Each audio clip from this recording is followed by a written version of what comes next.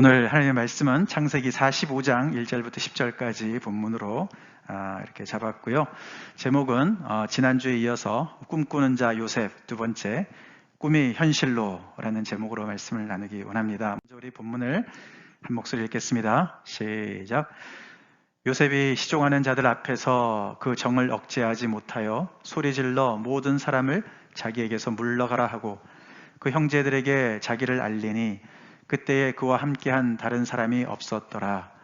요셉이 큰 소리로 우니 애굽 사람에게 들리며 바로의 궁중에 들리더라.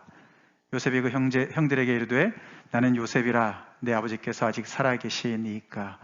형들이 그 앞에서 놀라서 대답하지 못하더라. 요셉이 형들에게 이르되 내게로 가까이 오소서. 그들이 가까이 가니 이르되 나는 당신들의 아우 요셉이니 당신들의 애굽의 판자라. 당신들이 나를 이곳에 팔았다고 해서 근심하지 마소서, 한탄하지 마소서. 하나님이 생명을 구원하시려고 나를 당신들보다 먼저 보내셨나이다. 이 땅에 2년 동안 흉년이 들었으나 아직 5년은 밭갈이도 못하고 추수도 못할지라. 하나님이 큰 구원으로 당신들을 생명을 보존하고 당신들의 후손을 세상에 두시려고 나를 당신들보다 먼저 보내셨나니 그런즉 나를 이리로 보낸 이는 당신들이 아니요 하나님이시라. 하나님이 나를 바로에게 아버지로 삼으시고 그 온 집의 주로 삼으시며 애굽 온 땅의 통치자로 삼으셨나이다. 당신들은 속히 아버지께로 올라가서 아뢰기를 아버지의 아들 요셉의 말에 하나님이 나를 애굽 전국의 주로 세우셨으니 지체 말고 내게로 내려오사 아버지의 아들들과 아버지의 손자들과 아버지의 양과 소와 모든 소유가 고센 땅에 머물며 나와 가깝게 하소서. 계속되는 이야기지만 여기서 이제 끝나게 됩니다. 저희가 지난주에 이어서 계속해서 우리 이제 요셉의 이야기를 이렇게 또 따라가면서 묵상하고 있습니다. 모든 스토리는 우리가 기승전결이 있죠. 그래서 우리가 지금 창세기 37장부터 50장까지 이렇게 요셉의 이야기 스토리를 우리가 따라가면서 기승전결을 보고 있는데 특별히 요셉의 이야기는 꿈을 빼놓으면 이야기를 할 수 없어요. 그죠? 그래서 지난주에 우리가 살펴봤듯이 요셉이 37장에서 꿈을 꿨는데 두 번 꾸었어요. 그죠? 한 번은 그 형들의 곡식단이 자기를 향해서 절하는 꿈을 꾸었고 그 다음에는 해와 달과 11별이 자기한테 절하는 꿈을 꾸었습니다. 그래서 이 꿈이 어떻게 시작을 했고 어떤 과정을 거쳐서 어떤 절정을 이르러서 이제 결말에 도달하느냐 이제 그렇게 해서 이렇게 그 멋있는 그 스토리처럼 드라마처럼 그렇게 정말 너무 이제 드라마틱한 그런 이제 이야기가 바로 37장부터 50장까지 요셉의 이야기죠. 창세기. 네, 여러분들 이제 성경 이야기 많이 좋아하시는 분들 창세기 이야기 얼마나 재밌습니까? 자, 그런데 우리가 지난주에 말씀도 살펴봤지만 오늘 말씀에서 이제 바로 오늘 이 본문이 이 절정의 부분이죠. 그래서 사실 요셉 이야기의 클라이막스라고 할 수가 있습니다. 이 45장, 특별히 1절부터 15절까지가 그 클라이막스라고 볼 수가 있습니다. 왜 그럴까요? 사실 그 전에도 과정에서 이렇게 보면은 그 클라이막스 같은 순간이 몇 번 있었습니다. 그죠? 보디발 장군에 잡혔다가 가정 총무로 되는 것도 굉장히 드라마틱한 사건 아니겠습니까? 아니면은 바로 앞에서 꿈을 정말 해석을 해서 거기서 국무총리가 되는 그런 사건도 굉장히 정말 절정의 순간이라고 볼 수가 있는데, 근데 사실 그 모든 과정은 오늘의 이 본문을 향해서 정말 이렇게 향해 가는 그런 본문이었고, 오늘이 드디어 이제 정말 그 스토리의 절정을 보여주는 장면입니다.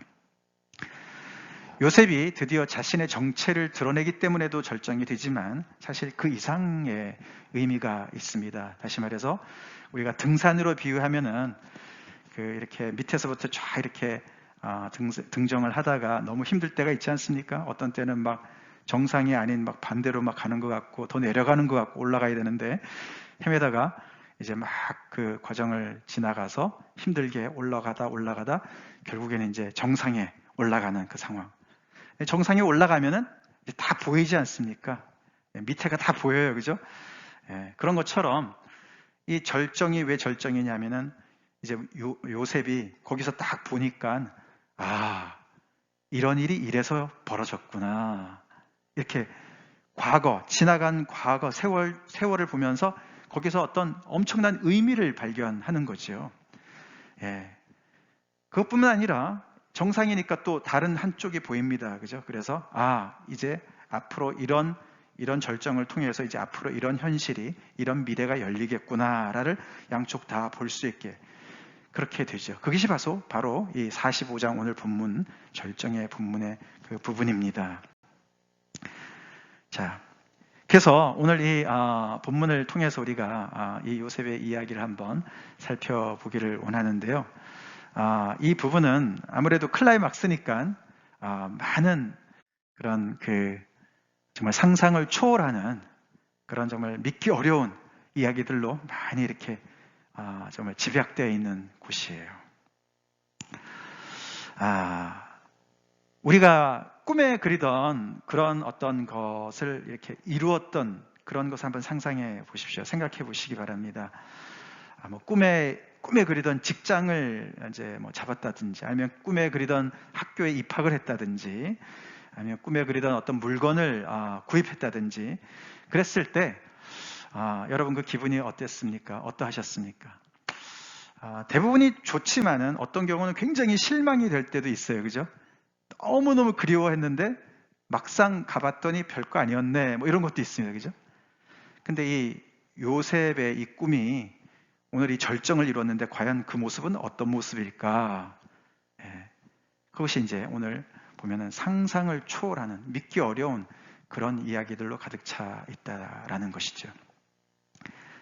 사실 우리가 이 요셉의 오늘 이 본문의 절정을 좀 더 정말 있는 그대로를 느끼려면은, 감동을 느끼려면은 그 드라마를 처음부터 차곡차곡 봤어야 되는 것처럼 오늘 이야기도 이렇게 차례대로 따라왔어야 되는데 그래도 괜찮습니다. 이렇게 잠깐 제가 줄거리를 말씀을 좀 드려보겠는데요.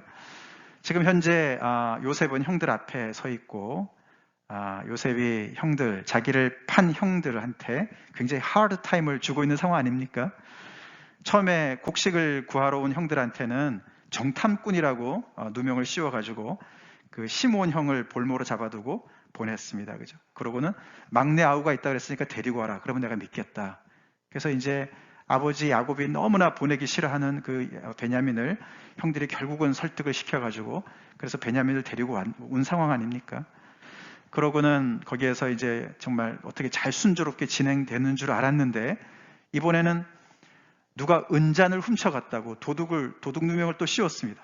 근데 그게 바로 베냐민의 그 양식 자료에서 발견되지 않았습니까? 그래서 지금 너무나 큰 일이 일어난 것이죠.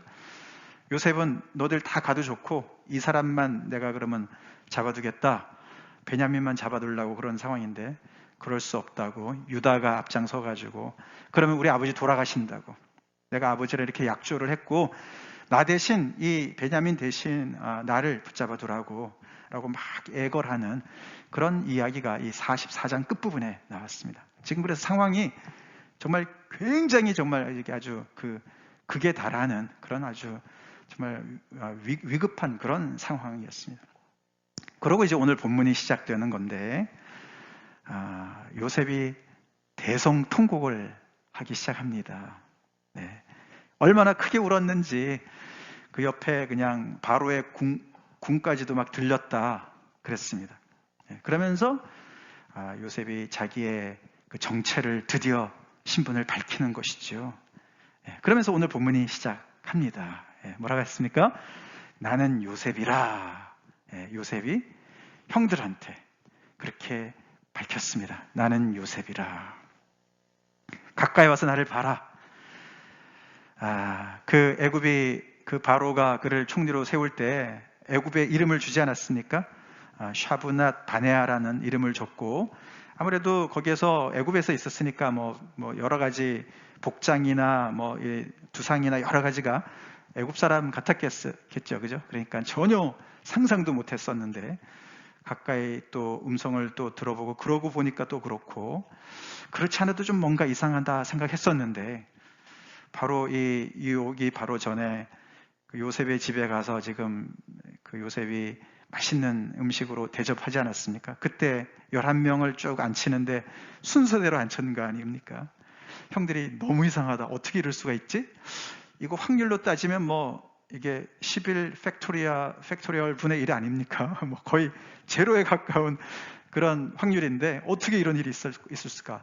아니나 다를까 이 사람이 자기네가 그렇게 정말 구박하고 미워해서 팔아버린 동생이라는 거예요. 나는 요셉이라.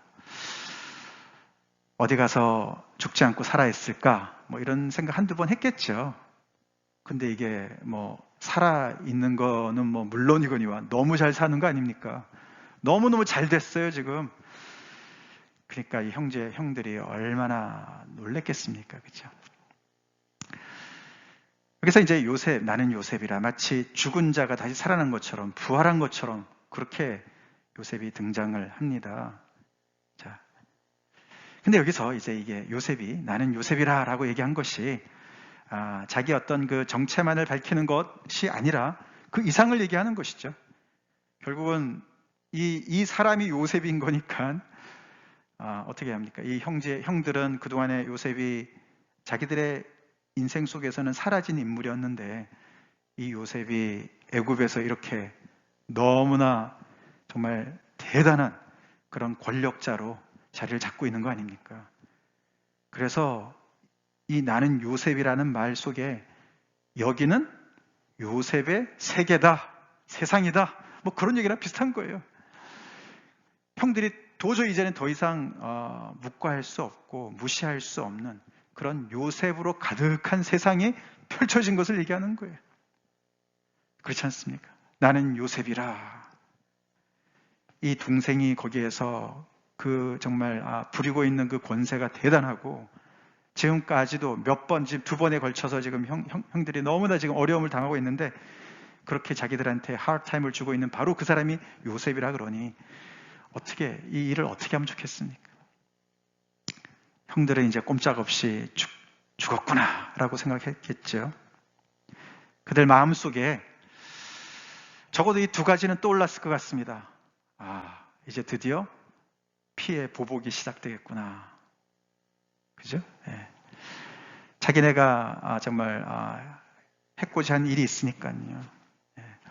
나 같더라도 그렇게 당했으면 분명히 이제 보복할 것이다 라고 생각을 했을 것이고 주동자 몇 명 그 아이디어를 내고 앞에서 막 했던 형들 있지 않습니까? 우리는 죽었고 다 죽이지는 않겠지만 하여튼 그래서 정말 피해 보복이 있을 것이고 또 나머지는 종살이를 하겠구나. 그래서 그 요셉이 그 꿈 얘기하면서 자랑했고 우쭐거렸던 그 말대로 우리가 정말 형인데도 동생한테 꼼짝없이 이제 정말 설설 기면서 그 정말 우쭐거리는 걸 내가 이제 봐야 되겠구나. 이제 동생의 굴림을 이제 보겠구나라고 적어도 생각했을 겁니다. 그죠? 그게 세상 이치 아닙니까? 그렇지 않습니까? 네. 어제의 피해자가 이제 오늘의 가해자로 서는 것이죠. 힘이 없어서 내가 당했지. 이제 힘도 있고 모든 게 다 있는데 이제는 내 천한데 내 세상이 열렸는데 정말 죄로 받은 거 말로 갚아줘야 되는 거 아닙니까? 형들은 그렇게 분명히 생각을 했을 거예요. 그런데 우리 아까 읽어봤지만 놀랍게도 요셉의 이야기가 진행이 되죠. 뭐라고 얘기했습니까? 형들을 안심시킵니다. 근심하지 마소서, 한탄하지 마소서. 전혀 예상하지 못한 자기들이 예상과는 정반대의 그런 이야기를 듣습니다. 이 이야기를 잘 들었을까 모르겠어요. 너무나 혼비백산하고 당황스러워서 정말 얼마나 무서웠겠습니까? 그죠?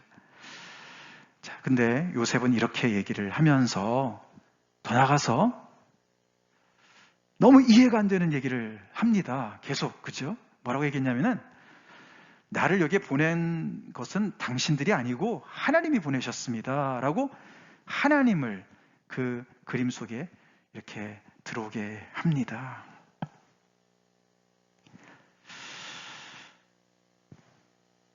형들이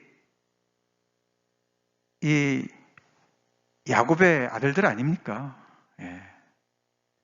그러니까 이 여호와 하나님을 모르는 사람들이 아니었습니다. 그렇기 때문에 요셉이 하나님을 언급할 때 안심이 얼마나 됐겠습니까? 그죠? 그런데 설명이 이 하나님이 나를 보낸 거라고, 당신들이 아니고 라고 얘기를 하는 거 아닙니까? 도대체 어디서 그렇게 그런 발상이 나왔는지, 하여튼 일단은 너무 땡큐한 일이 아니에요. 그죠? 너무너무 감사한 일이죠. 하면서 우리가 미워서 팔았는데 오히려 동생은 당신들이 아니었고 하나님이셨습니다. 하나님께서 생명을 구원하시려고 하나님께서 목적을 가지시고 하신 겁니다 라고 얘기를 하는 거예요. 그러면서 당신들뿐만 아니라 당신들의 후손들까지도 다 구원하시려고 하나님께서 하신 겁니다 라고 설명을 쭉 해나가면서 그들은 내가 요셉이다 라고 한 말부터 전혀 정말 말문이 막혀서 도저히 말도 못했는데 이런 얘기들을 쫙 하면서 설명을 하면서 결국은 자기 동생 그렇게 그리웠던 베냐민을 끌어안고 울고, 그 다음에 형들이 같이 요셉과 함께 부둥켜 안고 울고, 그러고 함께 입 맞췄다. 15절이 그렇게 끝납니다.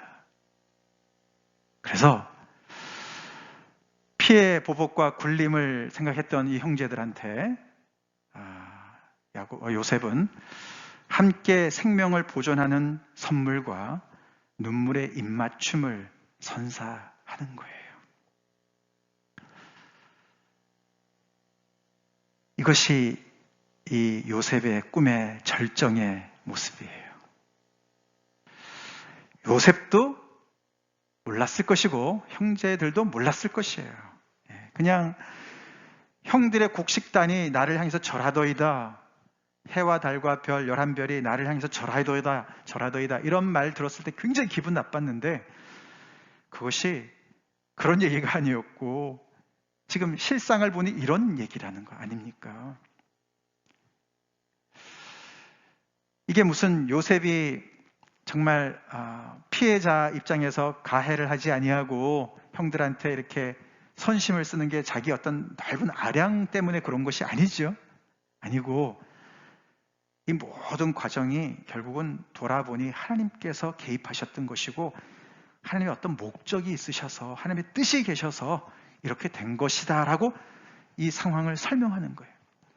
그 지금까지의 모든 과정에 의미를 부여하고 그래서 이런 일들이 일어났구나 라고 해석을 하는 거예요. 요셉이 이것을 깨닫는데 얼마나 오래 걸렸을까요? 얼마나 오랜 세월 동안 가슴앓이를 했을까요? 눈물은 얼마나 많이 흘렸을까요? 형들한테 대한 그 당한 것 때문에 너무너무 힘들고 고통스럽고 외롭고 괴롭고 버림받은 그 아픔. 근데 성경에 나와 있지는 않지만은 요셉이 하나님 앞에서 얼마나 수축을 했겠습니까?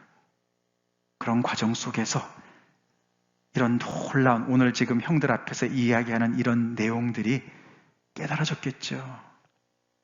아니면은 지금 이렇게 형들 앞에서 자신의 그런 정체를 노출하면서 자기도 모르는 사이에 그런 이야기들을 뱉을 수도 있겠지만 그래서 조금 더 우리가 좀 이성적으로 생각해 본다면은 요셉은 조금 더 형들보다는 먼저 깨달은 것이죠. 그랬을 때 얼마나 많이 울었을까. 그죠? 와, 내가 형들을 너무너무 미워했었는데 형들이 잘못하긴 잘못했지만 야, 형들의 이런 악함을 하나님께서 이렇게 선용하셔서 와, 형들뿐만 아니라 그의 모든 후손을 다 살리고 이 애굽 땅에 있는 모든 이 사람들도 살릴 수 있는 그런 놀라운 역사를 하나님께서 계획하신 거구나 라고 그 깨달았을 때 얼마나 마음의 힐링이 됐을 것이고 얼마나 정말 형들을 용서했을까요? 더 나아가서 이런 이 놀라운 사실을 깨달은 다음에 이거를 형들한테 얼마나 알려주고 싶었을까? 그죠? 알려주고 싶었을 거예요. 그래서 이 순간을 너무나 기다렸을 겁니다.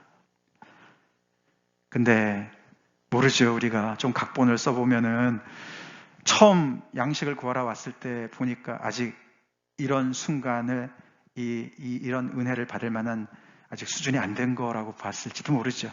아니면은 요셉도 그때부터 고민에 들어가서 이렇게 깨달았는지 모르겠습니다. 그러나 하여튼 이 순간이 온 거예요. 이제 이 순간이 와서 요셉이 그렇게 20년 이상의 그런 너무 모진 세월을 겪으면서 너무너무 하나님 앞에 정말 그 괴로운 시절을 지나오면서 드디어 이 꿈의 그 정말 진의를 알게 되고, 결국은 이 꿈이 내가 우쭐해주고 당신들은 그냥 굴종하고 이런 게 아니고 하나님께서 나를 그냥 대표로 보내신 것 뿐이고 우리 모두를 살게 하는 그런 하나님의 놀라운 계획이었다는 사실을 얼마나 이야기하고 싶었을까요?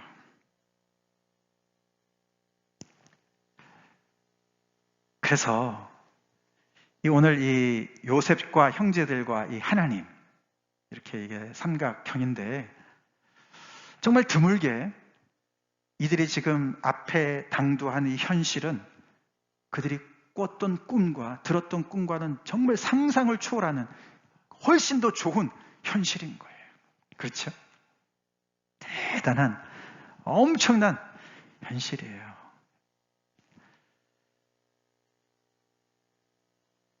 이것이 결국은 하나님이 각본을 쓰시고 연출하신 큰 구원의 드라마였다는 것이에요. 하나님 참 멋있어요. 그죠? 멋있습니다. 너무너무 귀하신 분이시죠. 거룩하신 크신 분이세요.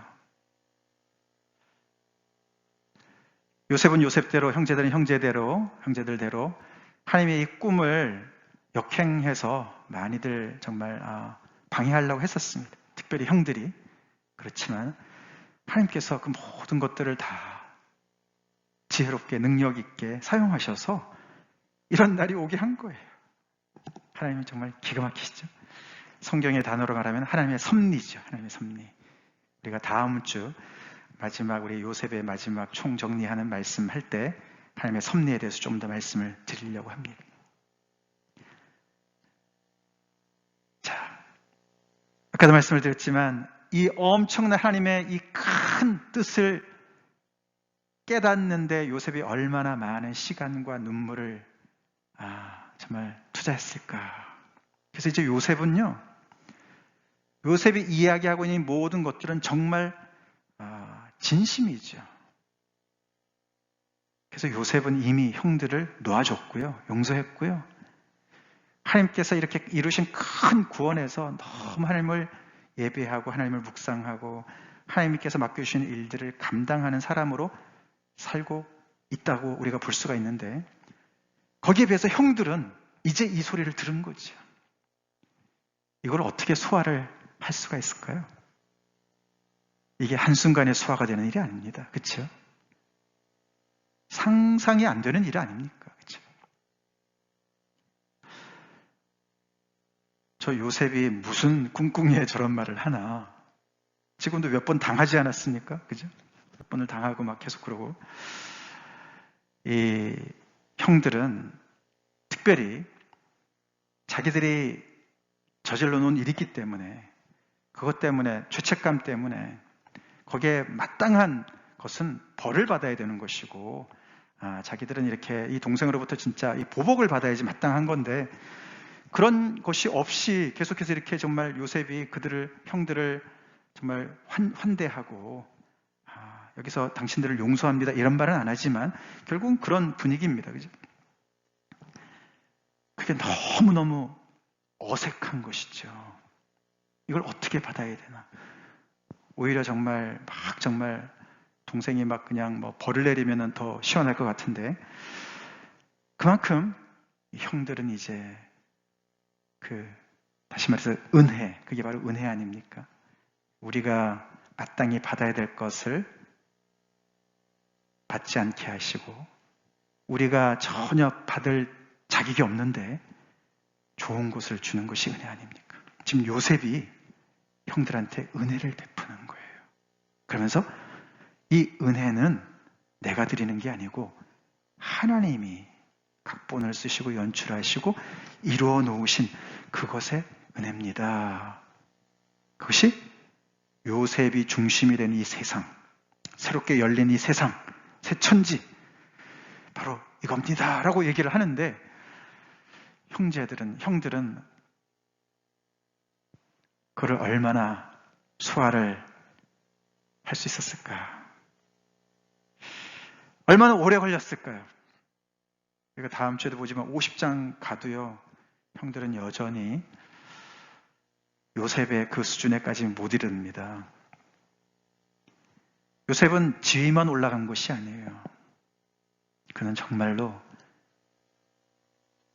하나님의 크신 이 목적과 뜻에 맞춰서 그의 마음이 너무너무 넓어졌지요. 그러려니 얼마나 고통스러웠겠습니까? 자기의 그 좁은 마음, 그 어렸을 때 17살 때 정말 그 받은 그 꿈, 그것이 어떤 모양으로 현실화될까? 실현이 될까? 그래서 정말 자기가 높아지는 꿈만 꿨을지 모르겠는데 거기에 도달하는 데는 엄청난 아픔이, 고통이 따라온 것이죠. 네. 그래서 자기에게 가해를 한 그 가해자의 형들한테조차도 용서하고 그들에게 은혜를 베풀고 그들의 자녀들에게까지 은혜를 베풀고 그들의 모든 것을 책임져는, 결국은 책임 있는, 책임을 지는 자리에 올라가는, 그것이 다스림의 자리에 올라가는 것인지, 그런 실력을 갖추느라고 요셉이 얼마나 힘들었을까, 그죠? 많이 울었을 것 같아요. 많이 아파하고 많이 울었을 것 같습니다. 그렇게 요셉은 이 하나님의 은혜의 사이즈에 걸맞게 많이 성장했어요. 근데 형들은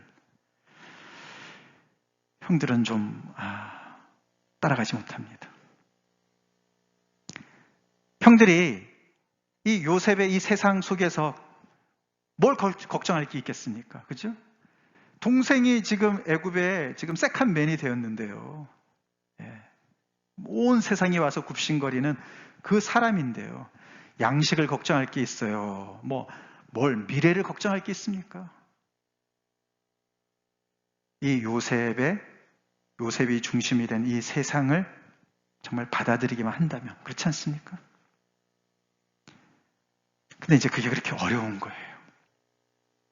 믿음이 필요했습니다. 이렇게 자기들한테 갑자기 정말 감당할 수 없는 은혜가 쏟아졌는데, 다가왔는데, 선물이 앞에 왔는데, 당도했는데, 새로운 시대가 열렸고 미래가 열렸는데, 그것을 정말 받아 누리려면은 그들은 요셉을 믿었어야 했고, 더 나아가서는 이렇게 역사하신 하나님을 믿었어야만 했어요. 근데 그게 잘 되지 않는 거죠. 조금만 요셉이 좀 이상한 것 같으면 금방 자기들의 죄가 생각나고 우리를 또 해코지 할 거 아니야? 계속해서 그 두려움이 그들을 지배했습니다.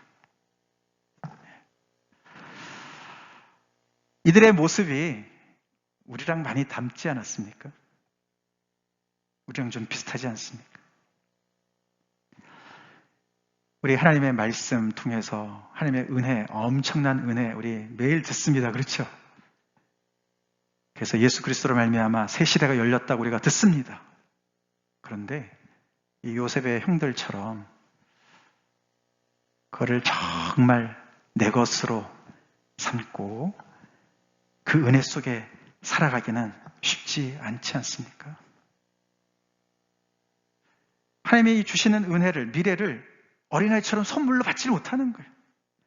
이 형들을 생각해보면 너무 이해가 되지 않습니까? 형들이 나도 벼룩도 낯짝이 있지. 내가 그렇게 못된 짓을 해놓고서 이런 생각부터 시작해가지고 말이죠.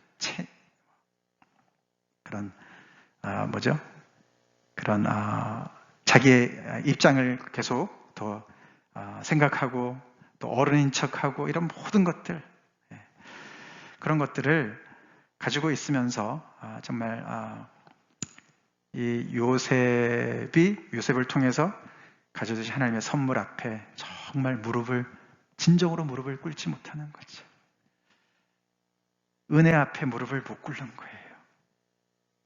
요셉이 애굽 총리로 무서운 사람일 때는 무릎을 꿇을 수 있어도, 권세 앞에는 무릎을 꿇어도, 양식이 없어서 무릎은 꿇어도, 정말 이런 모든 것을 알고서 어떻게 너 정말 너무 고생했다. 우리가 너무 못된 짓을 했고 너 너무너무 고생했다. 너무 고맙다. 하나님 너무너무 고맙습니다. 너무 감사합니다. 정말 제가 너무너무 못된 짓을 했는데 어떻게 저에게 이런 은혜를 주십니까? 이러질 못하는 거예요. 그렇죠? 그만큼 우리는 은혜가 낯섭니다. 은혜는요 굉장히 낯설어요. 이 세상의 기준이 아니거든요.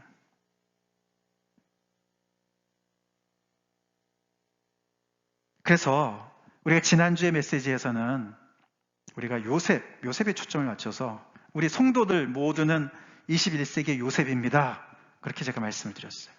그래서 우리가 하나님의 꿈을 같이 꾸면서 우리가 하나님께서 우리를 심어준 어느 곳에서도 우리가 요셉처럼 우리가 꿈을 정말 지키고 그것을 우리가 피워야 됩니다. 꽃을 펴야 됩니다. 심겨진 곳에서 꽃을 펴야 됩니다. 그렇게 말씀을 드렸는데 오늘 말씀에서는 우리가 요셉의 형들에 좀 초점을 맞춰서 생각을 또 해보길 원해요.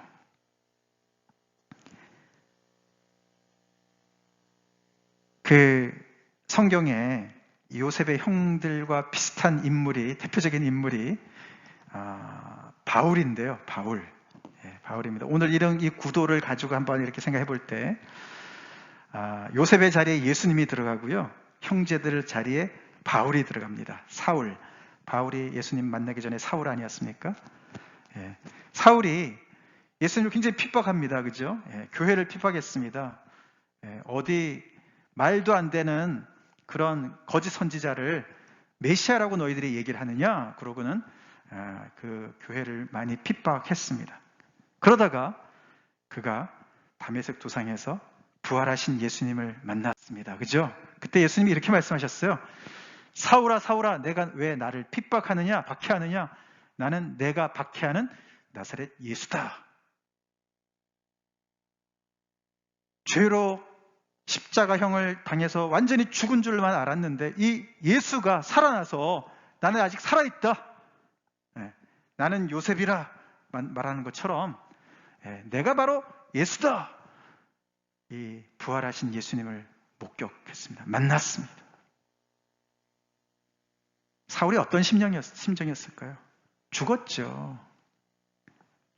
그죠? 꼼짝없이 죽었다 생각했을 겁니다. 형들처럼. 근데 놀랍게도 예수님도 바울에게 건네신 말씀이 이런 말씀이었어요. 일어나서 다메섹으로 들어가 내가 할 모든 것을 거기서 얘기해 줄 사람을 만나라. 결국 예수님은 이렇게 당신을 핍박한 박해자를 사도로 세우시는 은혜를 베푸십니다. 그래서 그가 저기 디모데서에서 내가 죄인 중에 괴수다 그렇게 고백을 하지 않습니다. 여기까지 굉장히 비슷한 구도로 나가지 않습니까? 그래서 이제 이 바울을 우리가 잘 아는데 우리가 이제 다음 주 지나서 그 다음 주에 이제 우리가 고린도 후서 말씀으로 다시 돌아가는데 바울 서신서 아닙니까? 정말 그 특별히 고린도 후서에 바울이 얼마나 참 절절히 교회를 사랑하고 주님을 사랑하는지 나오는 부분인데요. 이 바울은 여기 요셉의 형들처럼 이렇게 은혜를 너무 서먹서먹하게 생각하고 그냥 쭈삣거리고 그렇게 시간을 낭비하지 않습니다. 그는 이 순간부터 자기가 전혀 몰라봤던 그 나사렛 예수가 결국은 하나님께서 보내신 메시아인 것과 어떻게 메시아가 십자가의 그 저주의 죽음을 죽으실 수 있나부터 시작해서 결국 그분이 또 죽었는데 어떻게 또 부활하셨냐? 이 모든 것들을 정말 곱씹어 보면서 그렇게 깊은 어려움 속에 아라비아에서 3년간 지냈다 이런 말 나오지 않습니까? 그래서 그는 꽤 긴 시간을 정말 이것을 가지고 고민을 많이 하죠. 그래서 결국에는 이 부활하신 예수님이 가져다 주신 이제는 예수님의 이 시대가 열린 이 시대 속에서 내가 어떻게 살아야 될 것이냐, 어떻게 이 예수님이 가져다 주신 이 은혜를 내가 만끽하면서 어떻게 살 수 있을 것인가, 어떻게 살아야지 마땅한가, 그것을 가지고 계속 고민을 하는 그의 삶을 보게 됩니다. 그래서 그는 결국에는 목숨 내놓고 그 부활하신 예수님, 십자가에 달리신 예수님을 증거하는 일에 인생을 다 쓰지 않았습니까? 그가 이렇게 빌립보서에서 이런 고백을 해요. 이 부분 한번 보기로 하는데 한번 같이 읽어볼까요? 내가 그리스도와 그 부활의 권능과 그 고난의 참여함을 알고자 하여 그의 죽으심을 본받아 어떻게 해서든지 죽은 자 가운데서 부활에 이르려 하노니 내가 이미 얻었다 함도 아니요 온전히 이루었다 함도 아니라 오직 내가 그리스도 예수께 잡힌 바 된 그것을 잡으려고 달려가노라.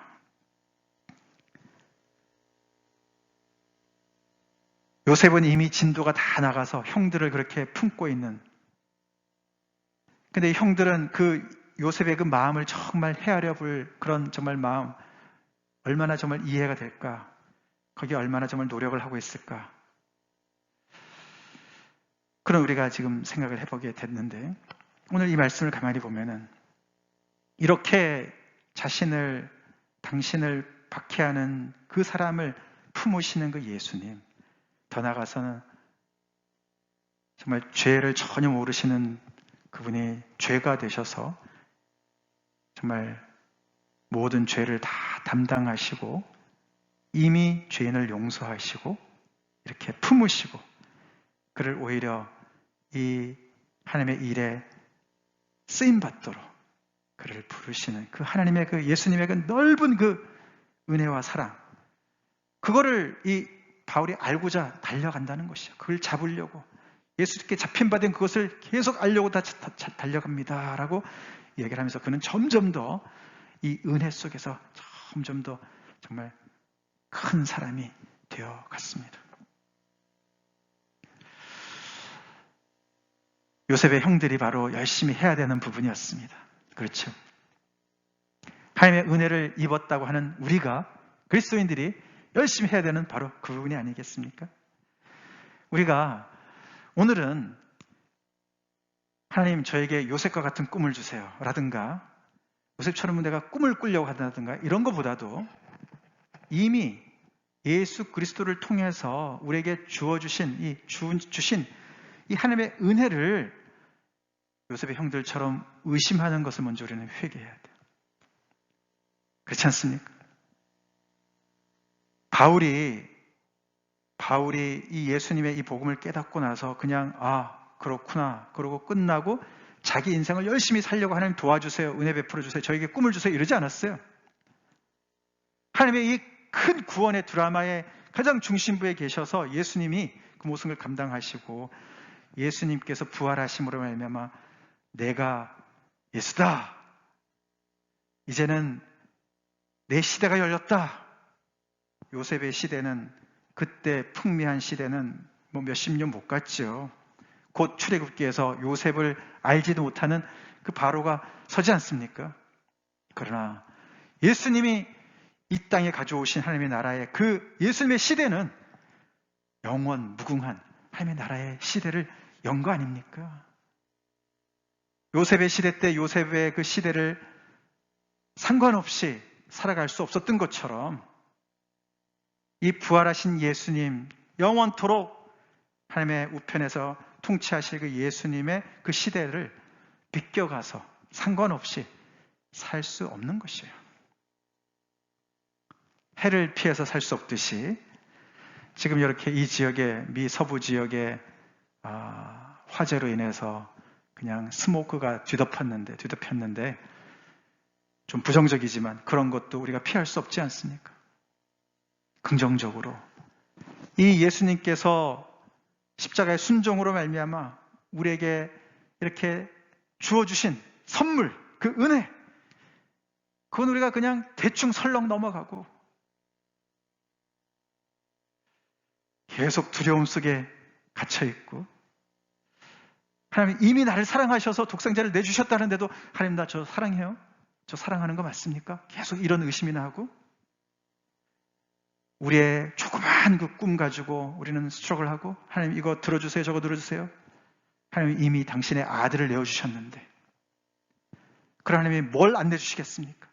그런 말씀 우리가 계속 알면서도 그만큼 우리가 이 형들을 많이 닮아서 이 하나님께서 이미 다 주신 이 선물을 우리는 의심하고 대충대충 생각하고, 마치 나도 요셉처럼 좀 출세하게 해주세요, 이런 것처럼 우리가 살 때가 많이 있다는 것이죠. 오늘 말씀의 초점은 이 요셉의 형들 입장에 서서 하나님께서 주신 은혜 깨닫는 데 시간을 더 씁시다, 그겁니다. 바울처럼 우리의 맏형이 되셔서 우리 먹고 살 거 다 해결해 놓으신 예수님, 그리고 예수님 우리를 초대하는 거 아닙니까? 내가 다 이루어놨으니 이제는 염려 마세요, 염려 말아라. 예수님이 그렇게 우리에게 말씀하지 않습니까? 요셉이 형들에게 이야기하듯이. 그것을 여러분 믿음으로 받아 누리시겠습니까? 바울처럼 예수님이 저에게 주신 이 은혜 제가 더 알기를 원합니다. 제가 그것을 잡으려고 달려가겠습니다. 그 길이 정말 십자가의 고난이든 어떤 상관없습니다. 정말 하나님께서 저에게 이미 그리스도 안에서 허락하신 이 놀라운 이 은혜, 이 은혜를 제가 받아 누리는 그 삶으로 달려가겠습니다. 요셉의 형들이 그랬으면 얼마나 좋았을까요? 요셉이 가장 기뻐하는 일이었죠. 그렇죠? 예.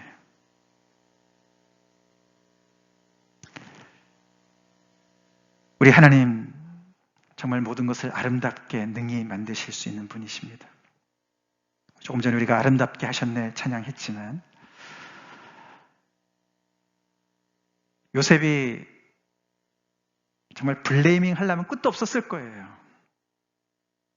내 인생 형들 때문에 이렇게 망했고, 보디발의 아내 때문에 망했고, 상황 때문에 망했고. 근데 요셉의 인생을 이렇게 아름답게 만드시고 이런 아름다운 간증을 하게끔 하시는 분이 하나님이세요. 하나님이세요. 그 하나님이 여러분의 인생을 붙잡고 계시다는 사실을 잊지 마시고, 그분이 이미 예수 그리스도를 통해서 우리의 영생의 문제를 해결해 놓으시고 이미 선언하시고 걱정하지 말라고 말씀하시는 것을 우리 오늘 다시 한번 귀담아 듣고, 왜 이렇게 믿음이 없는지, 왜 이렇게 요셉의 형들처럼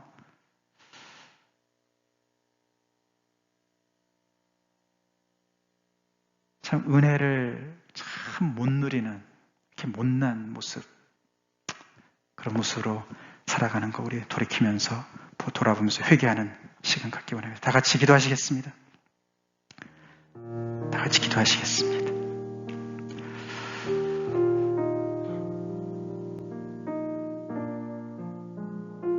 형제지간이 생지옥입니까? 요셉의 가족처럼 맨날 드라마가 펼쳐지고 있습니까? 요셉과 형들만 있었으면은 해결책이 있었겠습니까? 질이 멸렬했겠죠. 당한 대로 갚아주겠다.